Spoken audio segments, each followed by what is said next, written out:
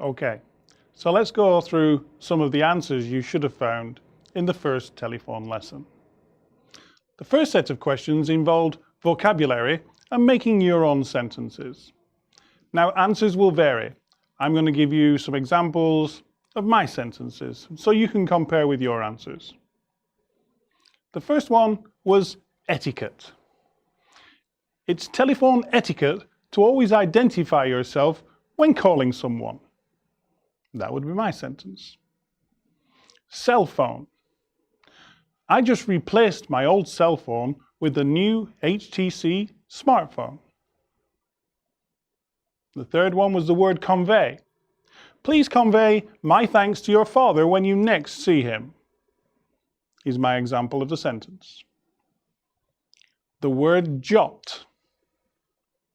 Okay, let me just jot down the details of your requirements. The word interruption. Close the door, John. Let's make sure we don't have any interruptions. Rustling. Interesting word, rustling, the sound of papers. What's that rustling I can hear in the background, David? It's most distracting. Next word we had was habit. Habit. It's a good habit to answer your phone with your name and department. Precedence. This project takes precedence over all other issues. It's number one on the list. Okay? Lastly, the word is courtesy. Hello there. This is a courtesy call just to make sure everything is okay with your room. Let's go on now to section 2.2, the reading comprehension questions. Question 1 said, when at work you should answer the phone in the following manner. The answer you should have selected was B. Good morning, Finance Department, Anthony speaking. How may I help you? Question 2. When making a call, you should always... The answer you should have been looking for was A. State your name and company, along with the name of the person you wish to speak with. Question 3. When speaking on a business call, your voice should...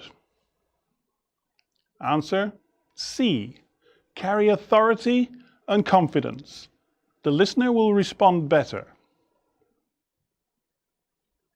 When speaking on the phone, your assistant is waving to get your attention. You should hold up your hand to the assistant, indicating that he must wait until your call is finished. Question 5. Where, if ever, should you switch your phone off? The answer we were looking for was answer A. In a theatre, a meeting, or a restaurant where the purpose of being there would be interrupted by the call. Question 6. When leaving a message for someone, you should always B. Speak slowly and clearly, repeating your number at the end of the call. Question 7. When speaking to the telephone receiver, you should, answer C, speak with an even and low tone of voice. When driving your car, question 8, you may, answer D. It's neither A, B, or C. You should only concentrate on your driving. Don't eat lunch, don't use the phone, and don't text anybody. Let's move on to the recording links where we listened to the recording and you had to come up with a true or false against the answers there. David was calling a retailer to get a list of people's names for his company. So, question 1. David is calling to sell a database to the retailer's names. True or false? It's false. He's looking to buy one. Question 2. Alex is going to redirect David's call. True or false? The answer is true. David represents a major export company. True or false? It's false. He's an import company. Alex connects David to the Eurodirect department. True or false? That's false. David's family name is Trout. Well, that's false. His family name is Salmon. Number 6, David represents a major import company. True or false? False. Moving on to question 7. Jensen can help David. That's true, Jensen can help David. In fact, in question 8, Jensen said he needs David's phone number. Or did he? That's false. He needs David's account number. Question 9. David has to get his account set up before Jensen can progress his inquiry further. This is true. Question 10. Jensen has to transfer David to the accounting department, which again is true. Question 11. Jensen tells David that setting up an account only takes 10 minutes. This is false. It only takes 2 minutes. Jensen asks David to call back after 15 minutes after speaking to Elettra, which again is false. Question 13. Elettra says she needs David's company name, address, and phone number. This is true. Question 14. David's address is 17 ITC House, 15 Grosvenor Square, London. This is false. Number 15. DS Electric Motors postcode is M15 2AA. This is true.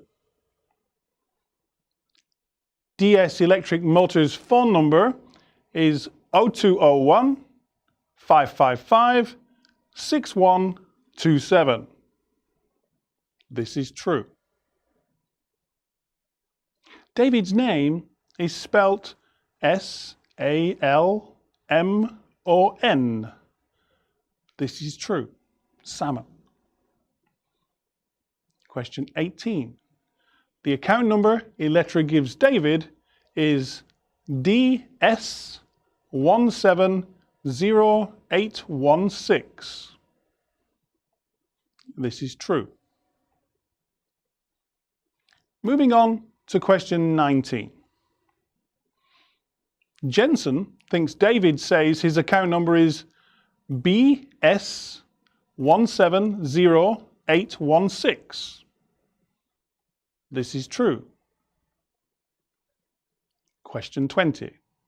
There are 14,000 retailer names on the mailing list. This is false. Question 21. The price for the mailing list is 1,400 euros. This is false. Question 22. David has a month to pay the invoice. This again is false. David has to pay before he gets the information. Question 23. The invoice will be sent by email. This is true. Question 24. Jensen will release the data to David upon receipt of the payment, which again is true. The lesson ends with a vocabulary exercise 3.2, and I'll read you the conversation between Charlie, Jane, and his boss. Charlie: the snow is falling faster, I think. I hope we can all get home tonight. Jane: the sidewalk looks bad, but the roads are clear. Look, there is the bus. Charlie: You're okay, as you live just 3 blocks away, but I need to drive my scooter 5 kilometers. It takes 30 minutes on a good day. Tonight, it looks really bad.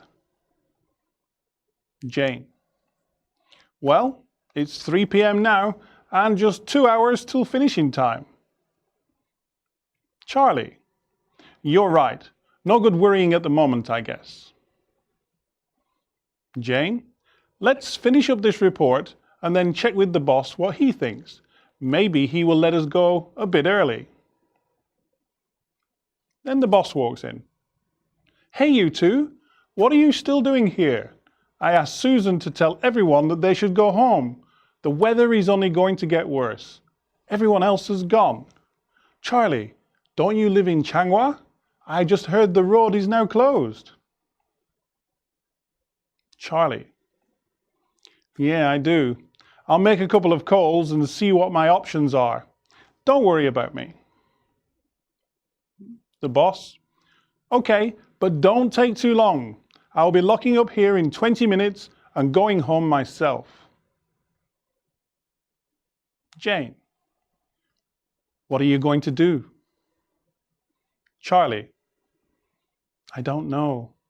Maybe I can get a bus if they're still running. Jane: Well, if they're not running, well, you could always stay at my place. Charlie finishes, Really? Oh gosh, that would be wonderful.